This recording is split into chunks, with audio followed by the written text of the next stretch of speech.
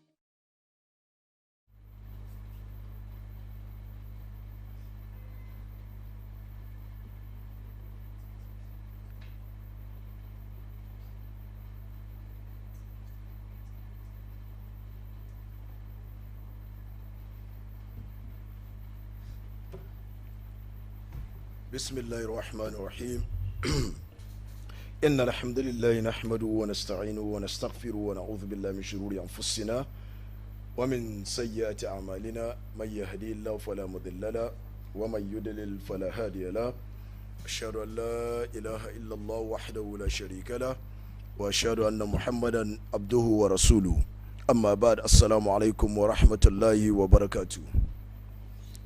All praise belongs to Allah subhanahu wa ta'ala, who has given us yet another opportunity to continue our study session in Aqeedah.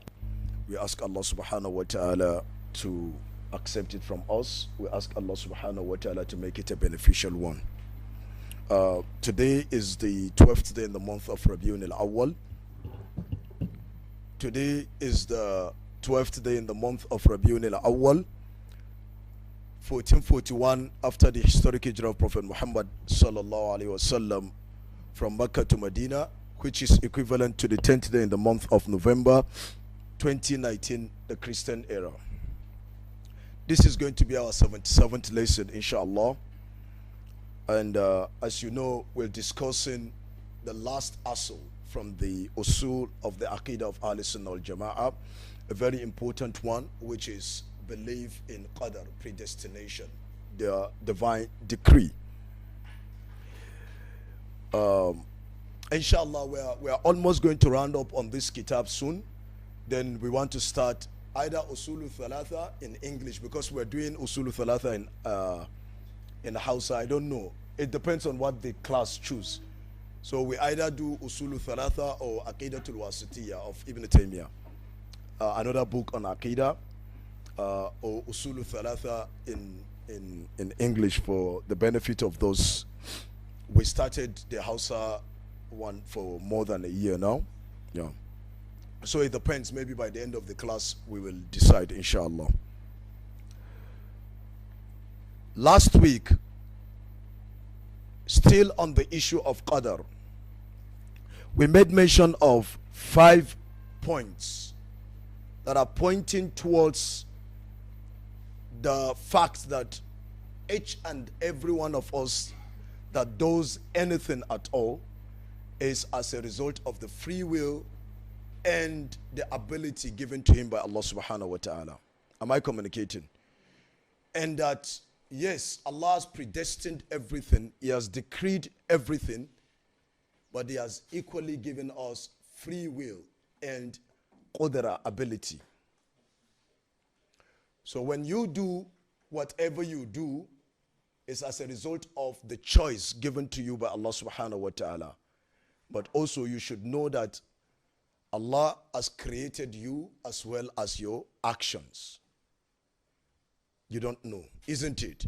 Only Allah knows what He has written of your actions.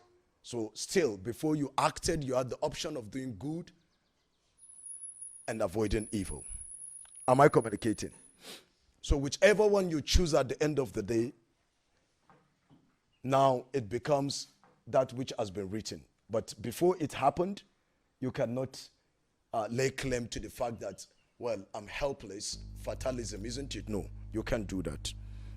And the reason being that we made mention of 5 things which we're going to have a recap on. We said the first one, al-awwal, which means a person has the free will and you do things as a result of the free will, the choice that you have been given, isn't it? So we say the evidence for that is, or one of the evidences for that is what Sheikh has referenced here, Quran chapter 2 verse 223, where Allah subhanahu wa ta'ala says, Fa'tu harthakum anna shi'tum. Then approach your places of cultivate, yani your wives, from wherever you desire, which means you have the choice, isn't it? If there was no free will, Allah wouldn't have said anna shi'tum, isn't it?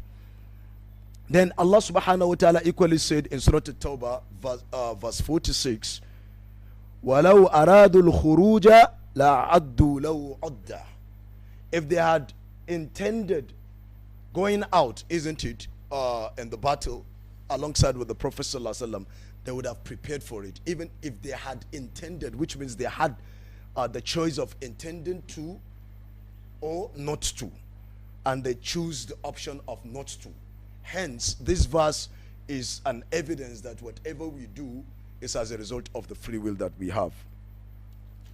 The second thing that was referenced was توجيه الأمر والنهي إلى العبد. Yani, the fact that people are being given directives of commands and prohibitions. Do this and don't do that. The fact that you are asked to do and not to do means you have a choice. Because if you are compelled, like the Qadariya sect would say, like the Jabariya sect would say, that people are compelled to act by Qadar, isn't it? So they deny the existence of free will, that you really don't have a free will. But now, if there was no free will, you wouldn't have been instructed to do certain things, and you wouldn't have been prohibited from doing certain things. Am I communicating? Which is an evidence that whatever we do is as a result of our free will. Again, this would have been difficult for us if there was no free will and Allah is asking us to do something, isn't it, and not to do something. It would have been difficult for us because we wouldn't have had any choice not to do it. Am I communicating? And the statement of Allah subhanahu wa ta'ala would have been, you know, Allah said, you wouldn't have seen the hikmah and the truthfulness in the statement of Allah, and there is truth and hikmah, wisdom, in all the statements of Allah subhanahu wa ta'ala. وَتَمَّتْ كَلِمَةُ رَبِّكَ صِدْقًا وَعَدْلًا. Isn't it? So Allah said, لَا يُكَلِّفُ اللَّهُ نَفْسًا إِلَّا وُسْعَهَا. Surah Al-Baqarah, Quran chapter 2, verse 286. Allah subhanahu wa ta'ala does not overburden a soul beyond that which it can carry.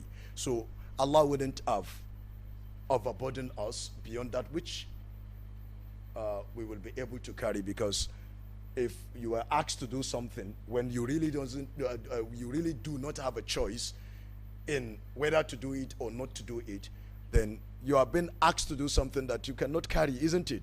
So la yukallifu Allahu nafsan illa wus'aha. The third one, madahul muhsin ala ihsanihi wa dhammul musi' ala isa'atihi wa ithabatu kullu minhuma bima yastahiq. This is another evidence. When someone does something good, he is praised. When someone does something evil, he is blamed, isn't it? So the praising of a good doer and the censoring of an evil doer means people have free will, isn't it? Otherwise, why should I praise you when you were compelled to do that? Why should I punish you and blame you when you had no choice and you were compelled to do what you did? So we gave an example with rape, isn't it? And how this has been practicalized in certain principles of the Sharia. That's, for example, we said someone that commits zina consensually, isn't it? Even though it doesn't make it halal, does it? It doesn't make it, but he is punished. Not only him, alongside with the woman, isn't it? But when it comes to rape, only the man is punished if he was the one that forced, or if it was the woman that forced him or raped him. And what you need to understand, that this issue of, what is it called? This issue of rape can happen either way. I was reading earlier today of a woman that was sentenced to 20 years to psychiatric hospital. For one reason, she went to her ex's house, she used a machete, and she forced him to have an affair with her. Isn't it? So she raped him literally. So she was arrested. So it could be a woman raping a man or a man raping a woman. Whichever one happens, the other party is not punished, because it is not as a result of the free will that has been given to the person.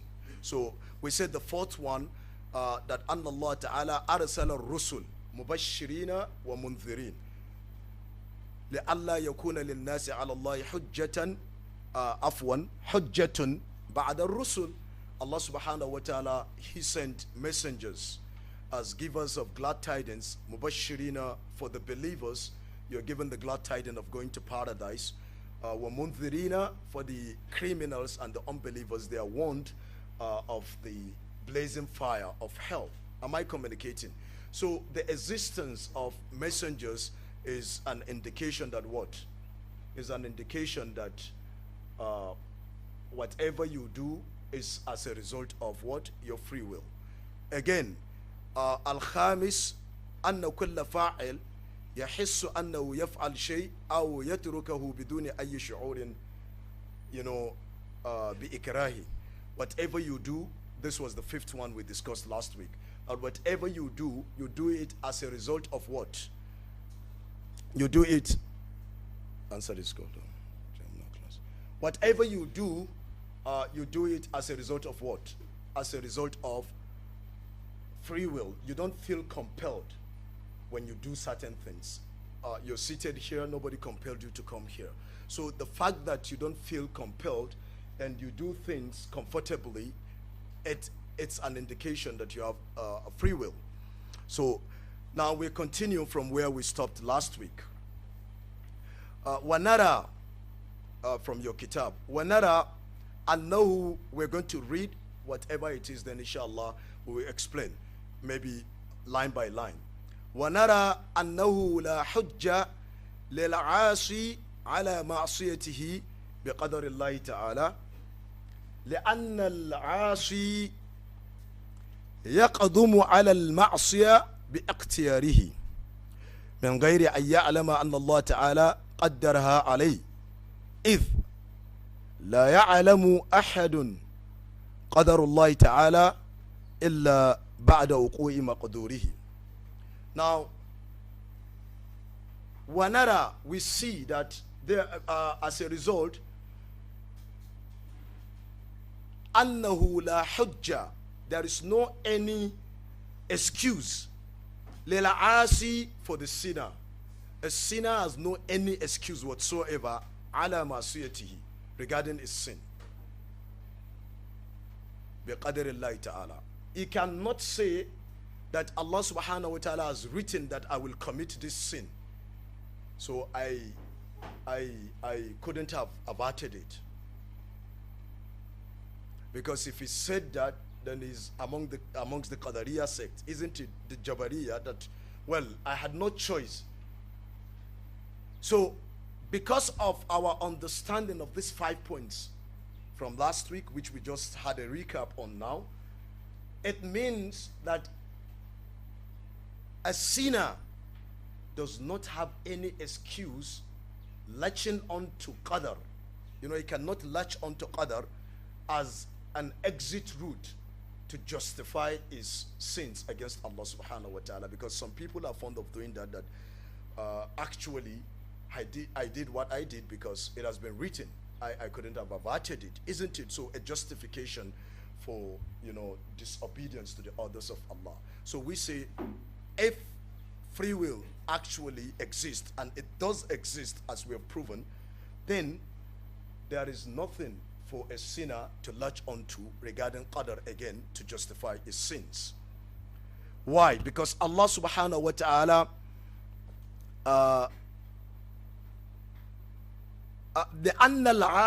because a sinner يقدم على المعصية باختياره.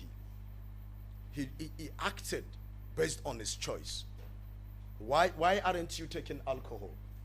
Why aren't you smoking? Why aren't you committing zina? Why aren't you involved in all the sins? Why aren't you deceitful? Why? Because you knew beforehand that it is haram, and you had the choice of avoiding haram, isn't it, or falling into it. Then you chose to avoid it because of the Sharia ruling regarding its prohibition. Am I communicating? So be ikhtiyarik, whatever you do is as a result of your choice. Am I communicating? من غير أن يعلم أن الله تعالى قدرها عليه. Because before you committed any sin, you didn't know that it has been written. You didn't know that it has been decreed by Allah subhanahu wa ta'ala. Did you? No. Why? Because Allah subhanahu wa ta'ala said in Surah Al-Luqman, Quran chapter 31 verse 34, the last verse of Surah Al-Luqman, Allah subhanahu wa ta'ala, he says what? Naam. What did Allah subhanahu wa ta'ala, inna Allah, now recite it.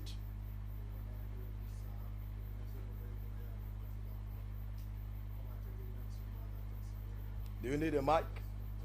You need a mic, actually.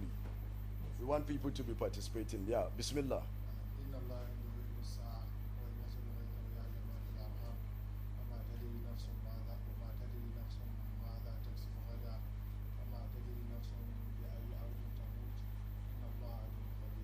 Yeah, the keys to unseen.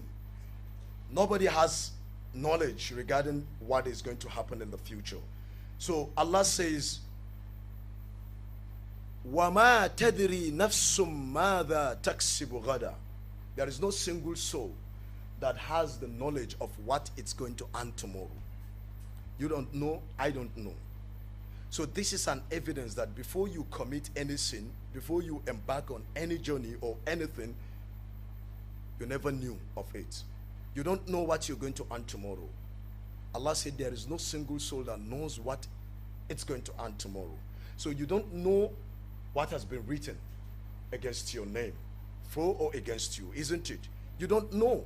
So you can't latch on the fact that Allah has predetermined everything, then you are now justifying your sin. It is mustahil. It is an impossibility, for the mind to accept any sound, sane, balanced human mind, isn't it? Because now you need these adjectives to qualify things, isn't it? We have sane society, we have an insane society. In sane societies, morality is static, isn't it? In an insane society, morality is relative. That was what I said yesterday in Kanu. In an insane society, when you slaughter an animal, a cow, for example, that is seen as immorality because they worship cows. But in our society, what happens? What happens? Yeah, it's halal. Unless you are killing an animal for sport, that's haram for you, isn't it? So in our society, when you dress properly, that is morality. In another person's society, when you expose your aura, that is morality to them also, because it's relative. Am I communicating? Now, so Allah subhanahu wa ta'ala said, وَمَا تَدْرِي نَفْسٌ مَاذَا تَكْسِبُ غَدًا. This is an indication that you cannot latch onto qadar to justify your sin. فَكَيْفَ يَصِحُّ الْإِحْتِجَاجِ بِحُجَّةِ لَا يَعْلَمُ الْمُحْتَجِ بِهَا حين إقدامه على ما اعتذر بها عنه. How can you make an excuse with what you don't have knowledge about? How can you use, unknown as a justification for what you have done? Am I communicating? Does this statement make sense? It's an impossibility, it's irrational for someone to justify a sin using qadar. Am I communicating? Naam. وقد أبطل الله تعالى هذه الحجة. Allah subhanahu wa ta'ala has nullified, as declared this type of making excuse. Allah subhanahu wa ta'ala has what? Allah has made it invalid. Allah has invalidated making of an excuse with what one does not have knowledge about, isn't it? Now, why?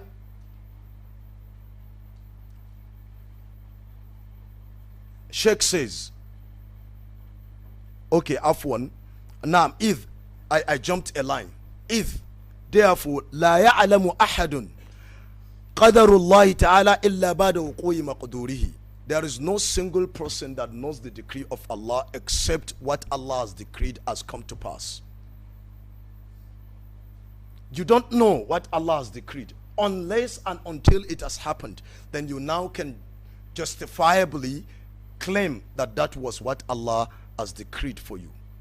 But before its occurrence, you have no knowledge regarding that. Am I communicating? So if prior to something happening, you don't have knowledge regarding it, how then can you use that thing as a justification for your action? I hope this point is made. Therefore, you cannot rely on excuse for that. فَكَيْفَ, so how can it be correct? How can it be correct to rely upon an excuse when it is not known to the one advancing until he begins committing the sin? How? It is not known until you started committing the sin. So how can you advance an excuse for something that you're doing? Then Sheikh says, Allah subhanahu wa ta'ala shows the futility of this type of argument. You know, people will argue, but there are valid arguments and there are futile arguments. Am I communicating? So this type of argument is a futile argument. It holds no water. It doesn't make sense at all. Am I communicating? Then let's go to the Quran and see how Allah subhanahu wa ta'ala,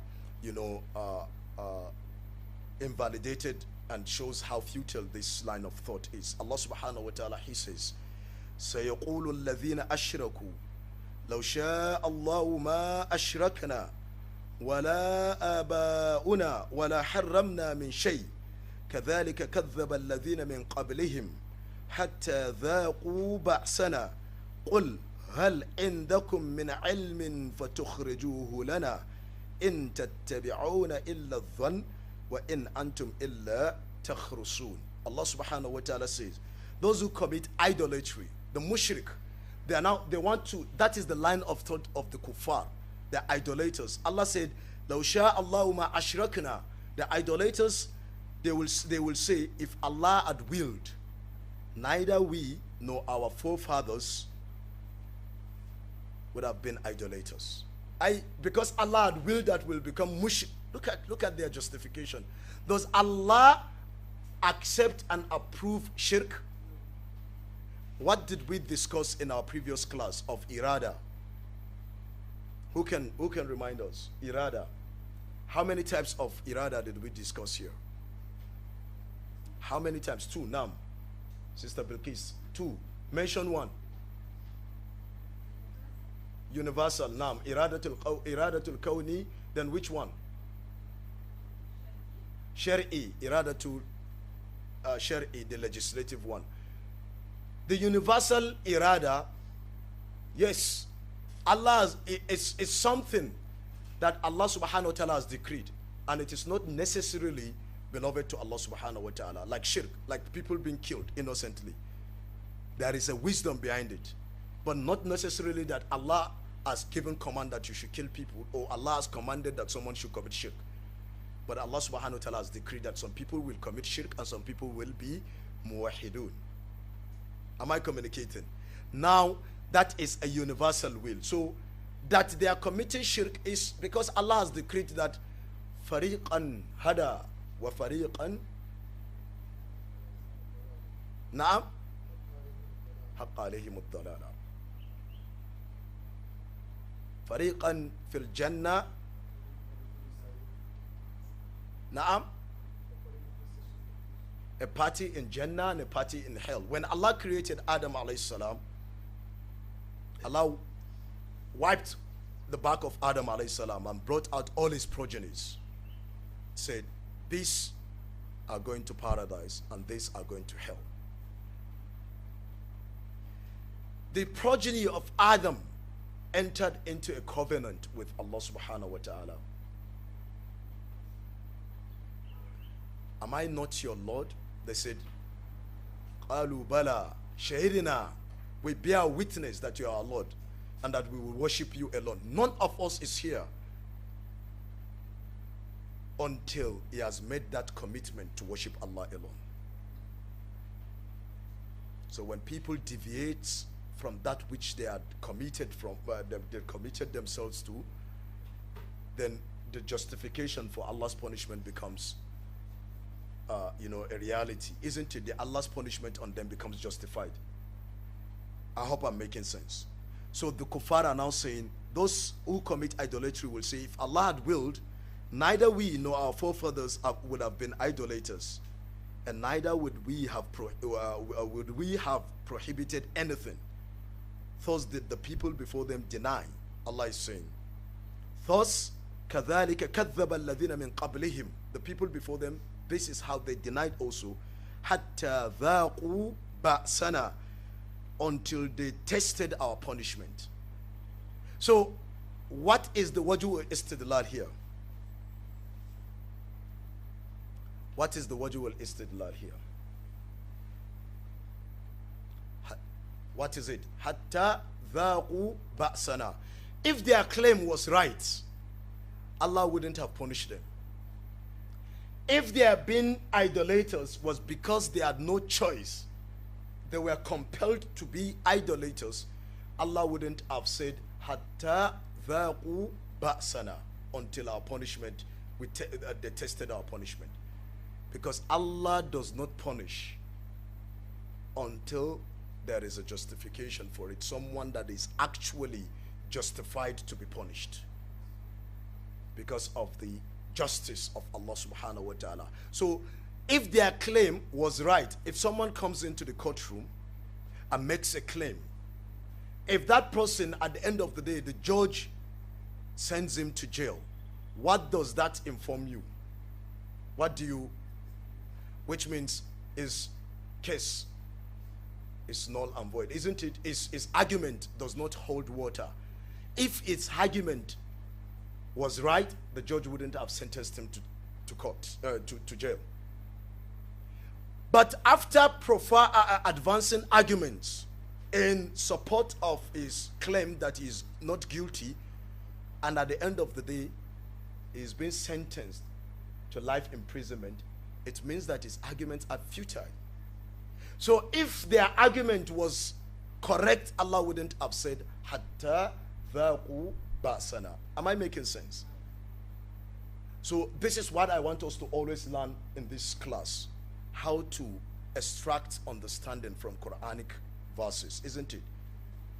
Because if someone was to just reference this verse, you'll be battling, why did we reference this verse? Isn't it? So you need to understand the wajhul istidlal. Am I communicating? Now may Allah make it easy for us. Now let's continue. ونقول للعاصي المحتج بالقدر. We said to a sinner that is using qadar as an excuse, we are refuting him now. We're going to refute him with 4 lines of thought. The first line of refutation is لماذا لم تقدم على الطاعة مقدرا أن الله تعالى قد كتبها لك. Listen to this. Why then, why don't you perform acts of obedience using the same logic? Why don't you perform acts? So you had the option of doing good and evil. Now you've done evil and you're not justifying your evil by preferring the excuse of qadar. Now the question is, if that was acceptable, why don't you use the same logic to do a good deed instead of doing an evil? So you would have said, I prayed because Allah had written it that I would pray. I gave charity because Allah had written that I should give charity. I lowered my gaze because Allah had written that I should lower my gaze, isn't it? I avoided alcohol and interest and whatever because Allah subhanahu wa ta'ala had willed that I would not commit those heinous sins. It would have been better for you. This is the same logic of the kuffar of Makkah. In Surah Al-Anfal, I've forgotten the verse now, but I can remember the page. 1. Yes, let me be like my cousin. 1. 2. 3, isn't it? 4, 5, the 5th page. And in the 5th page, the second to the last line on the 5th page. I hope I got it right, because I'm trying to view it imaginarily. Now, in the second to the last line, the third line, the third to the last, Allah subhanahu wa ta'ala is telling us regarding the kuffar. They said, قالوا, they said, إن هذا هو الحق من عندك فأمطر علينا حجارة من السماء أو ائتنا بعذاب أليم. This is the logic of the kuffar. They said, وإذ قالوا اللهم إن هذا هو الحق من عندك فأمطر علينا حجارة من السماء أو ائتنا بعذاب أليم وما كان الله ليعذبهم وأنت فيهم وما كان الله معذبهم وهم يستغفرون. They said, our Lord, if this truth is truly from you, this tawheed that the Prophet Muhammad sallallahu alaihi wasallam is calling, if it is truly from you, because we are doubting whether it is from above, but if truly it's from you, فَأَمْتِرْ عَلَيْنَا حِجَارَةً, send unto us pebbles, stones, مِنَ السَّمَاءِ, from above. Stone us. أَوِئْتِنَا بِعَذَابٍ أَلِيمٍ, or bring upon us a severe punishment. Look at the logic. What is the best thing for them to have said?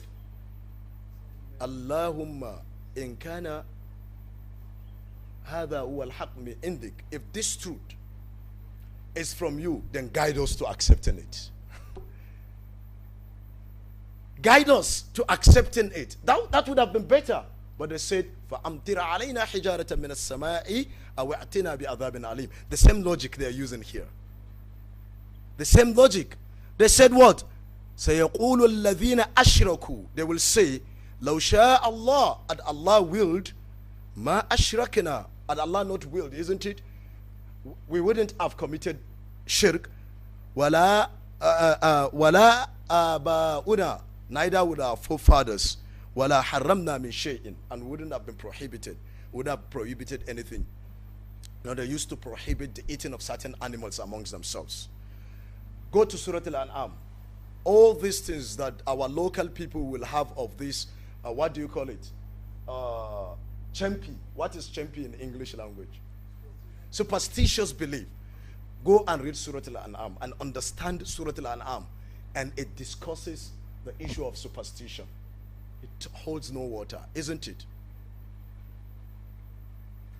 Like someone said, someone brought a cup to sell, and a lady was there, and the person was saying, won't you buy for your husband? And she looked at me and said, Mala anche inka sema, mace ta sema mijinta hula, tana tsiya cewa. I said, Ma anzalallahu biha min sultan. This happened 2 weeks ago. I said, Ma anzalallahu biha min sultan. Ma anzalallahu biha. This is superstition, isn't it? Don't sweep at night. Don't sit by the doorstep. Yeah, our forefathers, they have a way of, creating all these things to teach you manners, but it doesn't justify it, isn't it? They were doing all these things to teach people good manners. It's not good to sit on the pathway. You can have access to that through the hadith of the Prophet sallallahu alaihi wasallam, isn't it? Then it's not also good, for you to allow your kids to go out in the when it's time for Maghrib, at the Maghrib time. All of us that grew up and seeing our grandmothers, you will find out that once it's Maghrib, they said, but the Prophet ﷺ said, فَكُفُّوا صُبْيَانَكُمْ, keep your children indoors. There is nothing wrong after Salat al-Maghrib, Isha, you want to go out shopping or anything. But at that particular time, take your children inside. But our old people, they won't reference the hadith, but they were living reality of that. Today we have the hadith, we are not living reality to that. That's the difference between us and them. We know the hadith, we don't apply. They don't know the hadith. They apply the teachings. And the important thing is understanding the requirement and living up to that standard of requirement. Today, if I ask you to define what Islam is, from the Sharia point of view, what is Islam? Let me start. Huwa al-istislamu lillahi, then you complete it as it has been defined in Sharia terms. Then if I ask you, what does it mean to believe in Prophet Muhammad sallallahu alaihi wasallam as the messenger of Allah, you might not necessarily be able to define it. But as long as you understand the requirements and you abide by them, the one that has memorized the meaning and does not come up with the requirements is no better than anyone that does not know it. And you that does not know the definition, but you are living reality of the requirements, you are better than him, because you will be rewarded for it, and you are actually the one that has lived up to the requirement of that. Do you understand what I'm saying? Now we're talking about لماذا لم تقدم على الطاعة مقدرا. Why don't you advance good deed while laying claim that Allah has written that I will do this good deed? فإنه, there is no any difference بينها وبين المعصية. There is no any difference between good deeds and evil deeds fil jahl, in terms of your ignorance of knowing whether it was good deed that was written for you or it was an evil deed that has been decreed for you.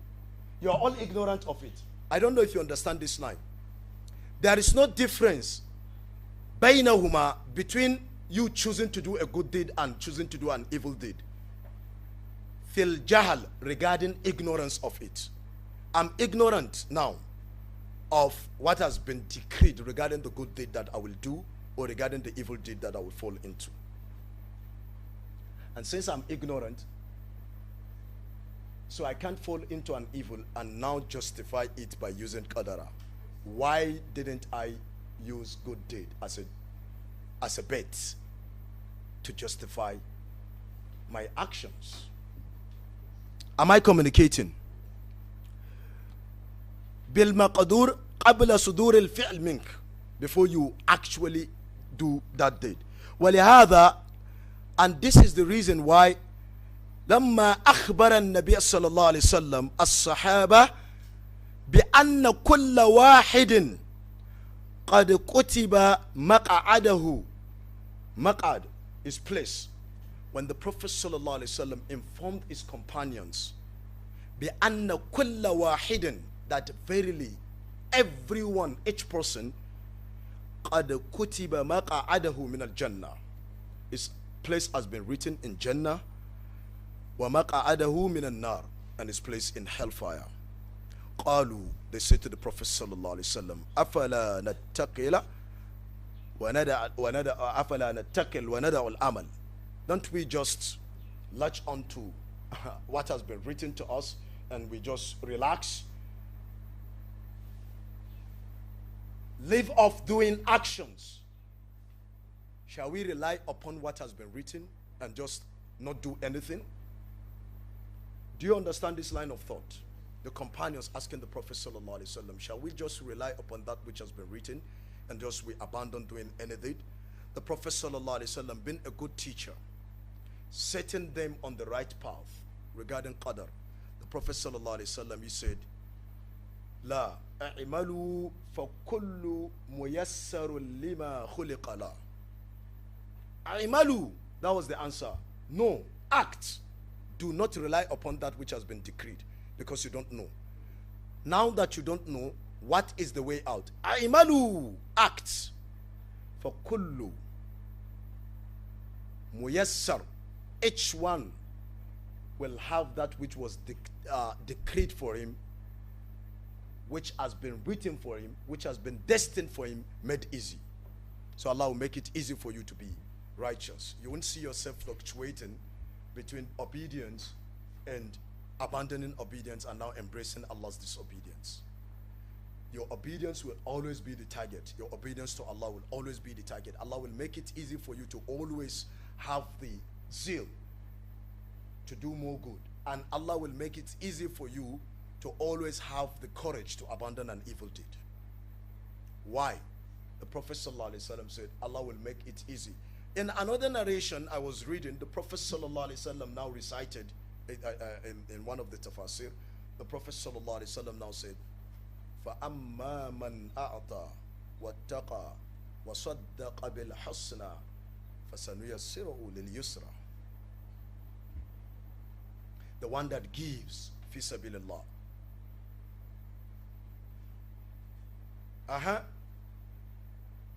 and fears Allah, وَصَدَّقَ بِالْحُسْنَى, and believes in al-husna, the reward, isn't it? فَسَنُيَسِّرُهُ لِلْيُسْرَى, we will make easy for him the path of good. Am I communicating? And the one that belies all this, وَأَمَّا مَنْ بَخِلَ وَاسْتَغْنَى, the one that is miserly and sees himself self-sufficient, وَكَذَّبَ, look at iqtibas, isn't it? The afwan, what is it in I've forgotten. The opposite. Exactly what you have is the opposite of what the next verse. So the one that denies and is miserly, Allah said, what? Will make the path of difficulty easy for him also. That path which he has chosen of disobedience to, so he find himself, it's very easy to disobey Allah. So, but you have to make that effort because you don't know what has been written. That is why the Prophet ﷺ said, "I'malu." That is why Allah subhanahu wa ta'ala said in Quran chapters 29 verse 69, Surah Al-Ankabut. We've referenced this verse times without number here, isn't it? Allah subhanahu wa ta'ala said, وَالَّذِينَ جَاهَدُوا فِينَا لَنَهْدِيَنَّهُمْ سُبُولَنَا. Those who strive in our path. You are striving, you don't know what has been decreed, but you want to please Allah. Allah said, we will make our path easy for you. So each time you strive, Allah makes it easy for you. So people will be surprised. You're always worshiping Allah. You're always reciting the Quran. You're always giving sadaqah. You're always being considerate of the rights of others, of the rights of animals, of the environment you are living in. You're always very meticulous with regards to your interaction with people. Your whatever, everything. You're being mindful of your duties to Allah subhanahu wa ta'ala. But it's automatic, isn't it? You are making effort, but you can't even rely on your efforts. So now you're showing gratitude to Allah because now you now realize, based on what we are discussing now, Allah is the one that has made it easy for you. It wouldn't have been easy for you to pray to Allah. It wouldn't have been easy for you to be seated in this gathering this evening. It wouldn't have been easy for me to teach this Aqeedah. But Allah has made it easy. When Mu'adh bin Jabal asked the Prophet sallallahu alaihi wasallam, I think the hadith is Sahih Muslim, when he asked the Prophet sallallahu alaihi wasallam regarding that the Prophet should tell him a deed that will take him closer to Jannah and distance him from hell, the Prophet sallallahu alaihi wasallam said, "Laqad sa'alta an azim, laqad sa'alta an azim." Indeed, you have asked regarding a great matter. Going to Jannah, avoiding hellfire. That is why we are all here. وَإِنَّهُ يَسِيرٌ عَلَى مَنْ يَسَّرَهُ اللَّهُ عَلَيْهِ. But it is very, very easy for whomsoever Allah has made it easy for. Going to Jannah is the easiest of things for anyone that Allah has made it easy for. Am I communicating? So, but Allah has given us the formula. Strive and I'll make it easy for you. That is the formula. We said it's very easy to go to Jannah if Allah has made it easy for you. How can Allah make it easy for you? Strive. Imalu. Strive. And that is why Allah said, Inna sa'ayakum, complete it. Inna sa'ayakum, your endeavors are diverse. This one wants to please Allah, the other one wants to please Satan. As you're standing up at night, tatajafa junubuhum anil madaja, to pray tahajjud, someone is standing up at night to go to club. Inna sa'ayakum lashatta. You want to please Allah, He wants to please the people. You are working for Jannah, is working for dunya. Inna sa'ayakum lashatta. La budda min dhalik. People are always either on the path of seeking for the pleasure of Allah or on the path of seeking for the pleasure of Satan. They want to please Satan, or they want to play, or some other people are there to please Allah. Inna sa'ayakum lashatta. And at the end of the day, that is why endeavoring to do good is the key to earning Allah's rahmah and pleasure. Your efforts. And that's why at the end of the day, when you find yourself in Jannah, it's going to be said, وَكَانَ سَعْيُكُمْ مَشْكُورًا. Verily, your endeavors are well appreciated. Imagine Imagine Allah appreciating the efforts you exert in trying to please Him. And that is what you're going to get. Salamun qawlan min Rabbir Rahim. A word of peace. Salama qawlan. A word of peace from the Lord of all that exists. Lord of mankind. In Jannah. But your effort, you have to exert an effort. So don't justify your sins latching onto Qadar. Justify your good deeds latching onto Qadar. وَنَقُولُ لِلْعَاسِي. Also, we said to a sinner that is trying to make an excuse with Qadar, لَوْ كُنْتَ تُرِيدُ السَّفَرِ. Listen to this. لَوْ كُنْتَ تُرِيدُ السَّفَرِ لِمَكَّةِ وَكَانَ لَهَا طَرِيقان. Tariq, isn't it? Road. Tariqan. Muthanna ko? Abdul Malik, you are a student in Al-Makiyah, so you should answer this. Two roads. Tariqan. The dual plural, isn't it, in Arabic language? Sheikh said, لو كنت تريد السفر. If you intend to travel لمكة, you intend to travel to Mecca. وكان لها طريقان, and Mecca has two routes that will lead you to Mecca from your location. And you are informed, a sadiq, a truthful person, informed you, أن أحدهما, that one of the roads leading to Mecca, مخوف, صعب, it is what? A difficult path, and it is dangerous. والثاني, the second one is safe, and what? Sahal, and easy. This one you will encounter difficulty, and it's dangerous, maybe potholes. It doesn't exist there, isn't it? Okay, potholes. Like an ex-senator tweeted yesterday, I saw on Twitter. He said, two roads leading to what? Kaduna. You have the option. From Abuja to Kaduna, the road is good, but there are kidnappers. From Abuja to Mina, the road is no good, but no kidnappers. The choice is yours. May Allah grant us security. Now, a truthful person has informed you, you believed him. فإنك ستسلك الثاني ولا يمكن أن تسلك الأول. You will follow the second road, isn't it? That is easy. And what? And safe. You will not follow the one that is difficult and dangerous. You won't, would you? Is there anyone that will go with the first option? Okay. If you were to say yes, then listen to what Sheikh said.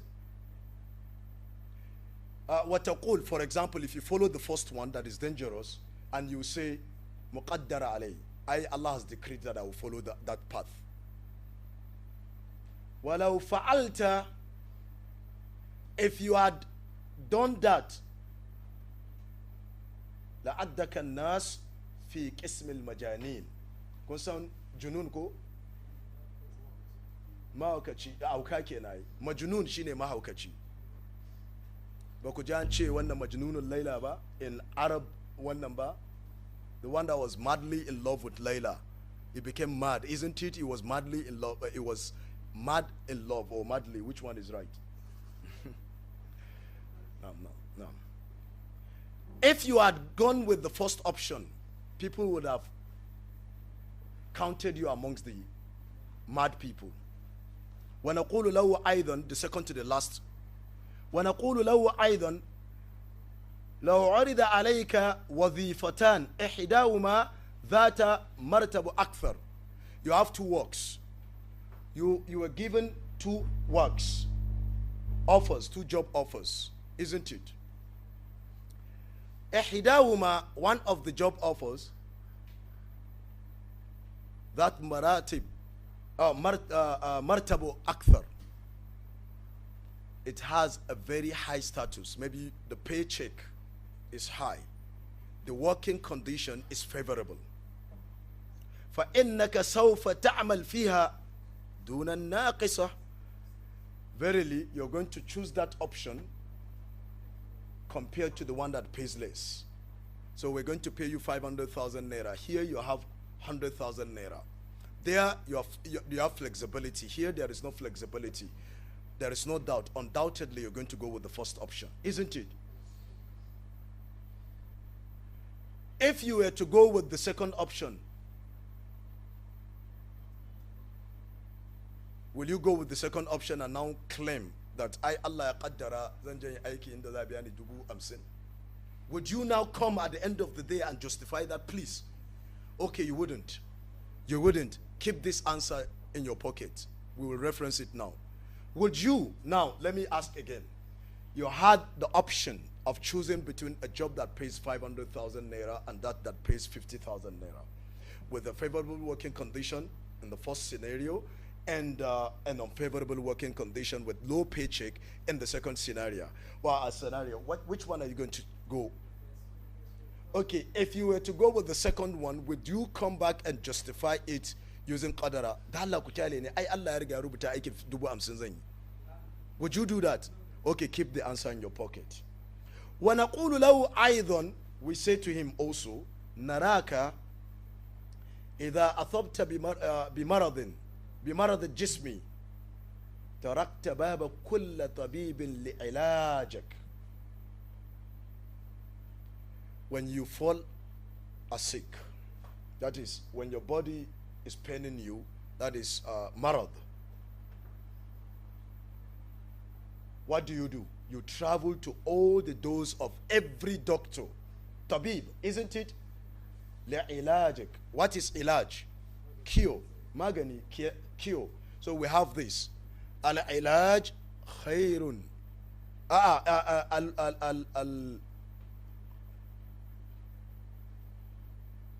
Al-wiqaya khairun min al-ilaj.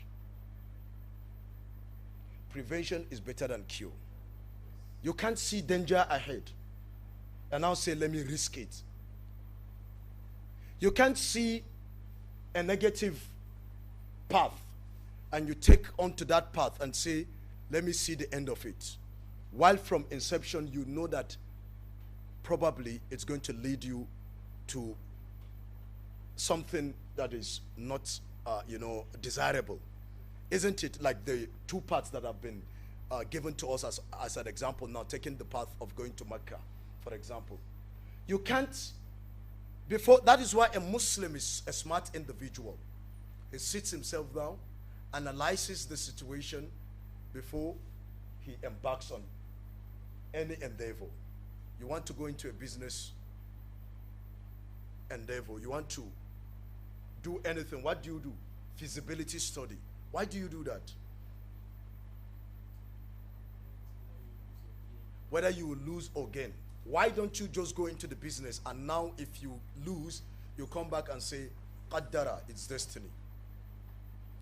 So every wise Muslim sits down and analyzes the situation before deciding to either invest his money in anything or to even, okay, this course that I want to do, what is the benefit of the course to me, to the Muslim Ummah? What do I stand to gain from it? This business that I want to invest in, am I going to get return on my investment? Am I going to? What are the challenges I'm likely to face? Because everything has its own challenges. Now you ask yourself, would I be able to surmount these challenges before you decide? Why don't you just sit down, say qaddara? Because in everything of life, we all, at the end of the day, we come back and say qaddara, qaddara. But we had the option of sitting ourselves down to analyze situations and know what will pay and what will not pay. We know the businesses. Why don't you just invest in any type of business? You ask questions and they tell you that it's not going to be, fruitful. Then you'd rather not invest in something that will not earn you anything. Now Sheikh says, وَصَبَّرْتَ عَلَى مَا يَنَالَكَ مِنْ أَلَمِ الْجِرَاحَةِ, and you'll be patient on that which has befallen you of pain, isn't it?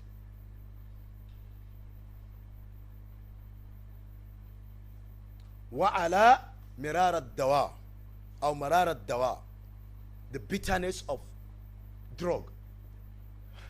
They say patience is a bitter pill to swallow.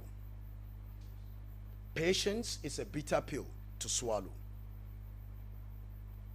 Whoever is asked to be patient will have to swallow something bitter. That is why you are asked to be patient. Between two parties, they're asking you to be patient. Then you are the one to swallow the bitter pill. Isn't it? Between the doctor and the patient is saying, the doctor is saying, please be patient. Take the drugs. Because you are the one that is in need of what? The cure. So you are patient over the drugs you take, even though they are bitter. You go knocking at the doors of each doctor. فَلِمَاذَا لَا تَفْعَلْ مِثْلَ ذَلِكَ فِي مَرْضِ قَلْبِكَ بِالْمَعَاصِي? Why don't you do the same thing with the sickness of your heart? The heart disease. You are concerned about the diseases of the body part. What about the diseases of the heart? You so much take care of the diseases of your body that any small thing you visit the physician and you're willing to spend thousands and millions.